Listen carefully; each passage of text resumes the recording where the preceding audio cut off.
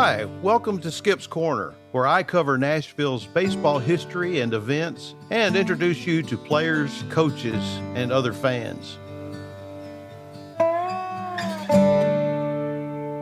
You may have heard me say before that the reason I'm a Yankees fan, it started back on my 10th birthday when my grandfather asked me, "Who are you for in the World Series?" And I said, "Who's playing?" And he said, "The New York Yankees and the Pittsburgh Pirates." And I said, "Granddaddy, who are you for?" He said, "I'm for the Pirates. The Yankees always win." Well, I tell the story that I've been a Yankees fan ever since. If they always win, then that's my team. And that's really where I started my interest in studying about baseball, with baseball cards and reading about baseball teams and players, and Babe Ruth and Lou Gehrig and Joe DiMaggio, and the list goes on and on. The Yankees really are one of the most storied baseball franchises in all of baseball. The New York Yankees names that I mentioned a few minutes ago are Hall of Fame names: Yogi Berra, Mickey Mantle, Whitey Ford, Joe DiMaggio, Lou Gehrig, Babe Ruth, Bill Dickey, Reggie Jackson, Derek Jeter, and so many more. When you mention those names, it really invokes the mind to Navy pinstripes, Yankee Stadium, and American League and World Series championships. 27 World Series championships, I might mention. And yes, they visited Nashville many times to play games against Nashville and other major league ball clubs. But before I talk about many of those games, there are also other connections to the Yankees with Nashville. One of the early players for New York was born in Nashville, and his name was Alphonso Davis. They called him Lefty for obvious reasons. And he played for the New York Yankees when they were known as the Highlanders in 1903. They changed the name when they got a new ballpark in 1913. Now, Ben Chapman was another one. Now, he's kind of infamous. He was born in Nashville in 1908. He didn't live here after his career. He actually lived and passed away in Birmingham. But he had a 15-year career in the majors and played his first 7 seasons for the Yankees. Now, he was a pretty good player. He led the American League in stolen bases for 3 consecutive seasons, 1931, 32, and 1933. And he led the league in triples in 1934 with 13. He became a player manager for the Philadelphia Phillies in 1945 and was known for opposing the presence of Jackie Robinson in the majors due to his race. Now, that's another story. Undoubtedly, Chapman chided the Phillies players to chide Jackie Robinson from their dugout when Robinson was up at the plate. And there's a famous picture of Chapman and Jackie Robinson holding a bat, had their picture made. And, history says Chapman may not have been serious when he was taking that picture, but later on, I think he mellowed a little bit as his feelings about race changed and his admiration of Jackie Robinson. Anyway, there's another one. In 1918, future Hall of Fame pitcher Wade Hoyt toiled for the Nashville Vols. Now, he only had a 5-10 record, but he went on to spend 9 seasons with the Yankees as a pitcher, became a Hall of Famer. And he was a radio announcer for the Cincinnati Reds when he told great stories during rain delays about rooming with Babe Ruth. Another Hall of Famer was Lee MacPhail. He took over as president of the American League on January 1, 1974. Now, he had not been a player, but he had served as general manager of the New York Yankees since 1966. But he was born in Nashville in 1917. So those are just a few of the names that have a player or an executive connection to the New York Yankees. But the team itself visited Nashville on many occasions. I could not find anything where they came either as the Highlanders or the Yankees before the 1920s. But I do know that on April the 6th, 1924, the Yankees faced Brooklyn and tied 8-8 in front of 12,000 fans. Now, that's a pretty good fan base in 1924.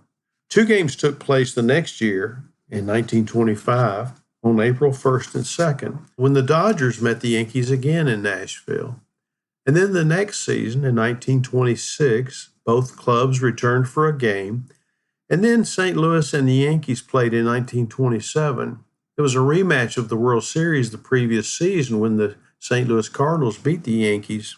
And this was a game in the newly turned around Sulphur Dell. I talked about this just a few weeks ago, and you can go back and look at a previous podcast. In 1928, the Nashville Vols beat the Yankees, and in 1932, and played Nashville in 2 games in 1931 and another in 1933.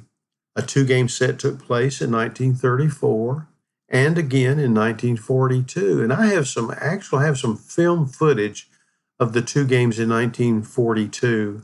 Actually, it's in color. It was taken by player Gus Dugas's wife, I think. It was shared with me by his great nephew many, many years ago. And the quality's not great, but it's color film of these players warming up and the bands. I think it's the Central High School and the Isaac Litton bands marching out to center field and marching back from center field, obviously, where they had played the national anthem. And it shows a few close-ups of Larry Gilbert. And there's a shadow over home plate, so you can't really see the Yankees players so much.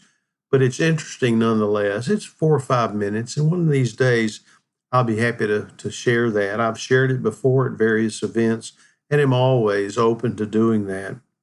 A game scheduled for April the 8th, 1946, between the Yankees and the Brooklyn Dodgers was canceled due to morning rains and a downpour which came 45 minutes before the scheduled start.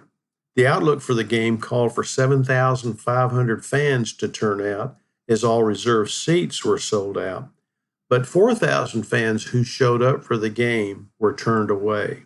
Yankees and other teams would come to Nashville as part of their breaking of spring training camp as they headed north to begin the regular season.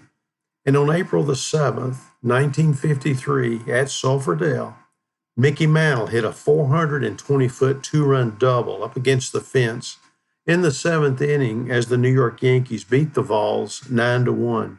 Surprisingly, there were only 2,693 fans.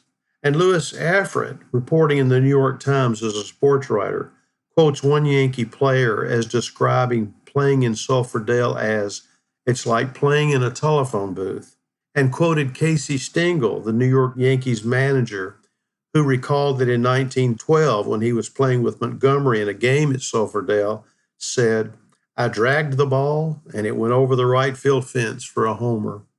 Yankees pitching coach Jim Turner, a native Nashvilleian, was born in Antioch, was honored at home plate before the game by Governor Frank G. Clement, who appointed Turner a Tennessee colonel on the governor's staff. So there's another connection to a player. He pitched for the Yankees and was the pitching coach when Casey Stengel took over the Yankees.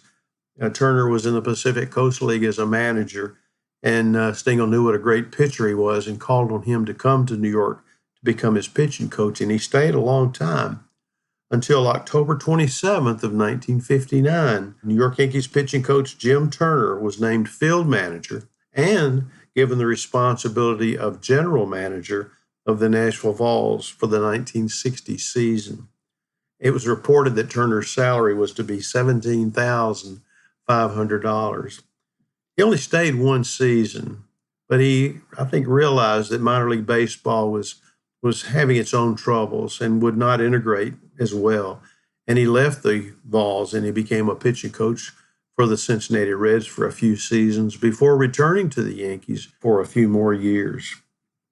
Now, in 1963, the Yankees visited Nashville many times during the season. Well, I'm kind of teasing because they weren't really from New York. They were the Augusta Yankees in the South Atlantic League, of which Nashville was a member for one season. It didn't last but 1 year. But since 1953, when the New York Yankees and Mickey Mantle visited Sulphur Dell, there was a long drought of visits by the New York Yankees until when the Nashville Sounds and New York began their major and minor league affiliation in 1980. And remember, the Nashville Sounds were only 2 years old. They'd been a Cincinnati Reds farm club in 1978 and 79. The two teams scheduled to play an exhibition game before the regular season began. But those plans were thwarted when an 8-game strike delayed the remainder of the spring training season, and the game wasn't played. Until a year later, on Thursday, April the 16th, 1981, the Yankees played an exhibition game against the Sounds, winning in front of a standing room only crowd of 17,318 fans. I think the score was like 10-1. You couldn't have put another fan in Greer Stadium with a shoehorn, said Farrell Owens, general manager of the local club, on that day. The Yankees looked good, said George Steinbrenner, but Nashville had to be a little nervous. There's a lot of difference between the major leagues and Double-A ball. But the Sounds got 7 hits off Yankee pitching, and that isn't bad. Steinbrenner went on to say, I saw 4 or 5 youngsters who I'll bet will be on major league rosters within the next couple of years. Well, I can tell you who 3 of them were. Surely he was thinking about Willie McGee, Otis Nixon, and Don Mattingly, wasn't he?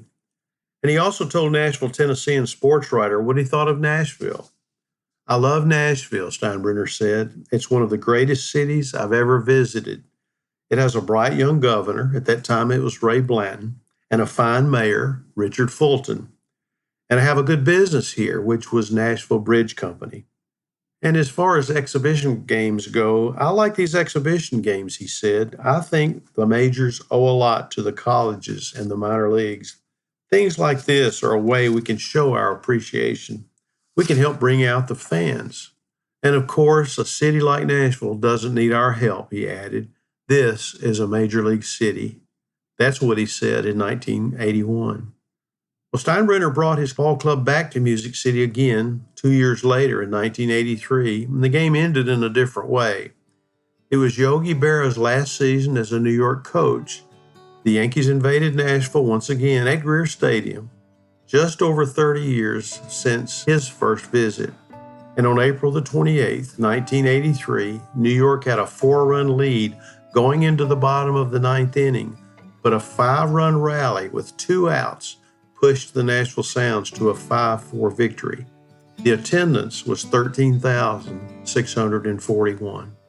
Well, those are some New York Yankees Nashville connections. That was a special day, as all the others were for the Nashville Sounds. Just one of many visits by the famous New York Yankees.